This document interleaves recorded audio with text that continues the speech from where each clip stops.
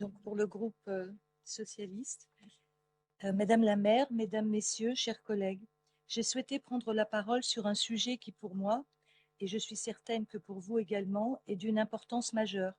Le 25 novembre, journée internationale pour l'élimination des violences faites aux femmes, parce qu'il concerne 51% de la population, les femmes. À Lyon, une manifestation a eu lieu samedi dernier qui a réuni plus de 8000 personnes. C'est dire que les violences sexistes et sexuelles sont bien au cœur de nos préoccupations et de notre volonté de lutter à leur élimination.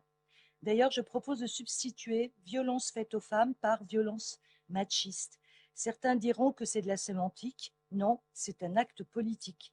Ce qui ne se nomme pas n'existe pas. Utiliser le vocable violence machiste, c'est sortir de l'invisibilité les auteurs, les agresseurs.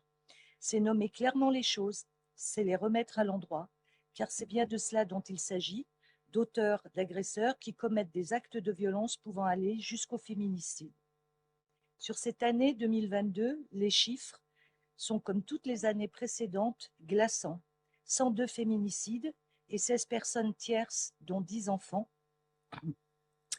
94 000 viols ou tentatives de viol. 70% des plaintes pour des faits de violence ont été classées sans suite. 32% de femmes ont subi des faits de harcèlement sexuel au travail. 17% d'adolescentes ont déjà subi des faits de harcèlement sexuel en ligne. Et que dire des attitudes, comportements sexistes du quotidien, en privé ou en public. Donner ces chiffres est le point de départ de la lutte pour l'élimination des violences, sortir du déni, de la banalisation, regarder la réalité en face pour agir et traiter cette réalité de manière efficace, quelle que soit la place que nous occupons, État, collectivités territoriales, élus, associations, citoyennes et citoyens. Il y a encore tant à faire.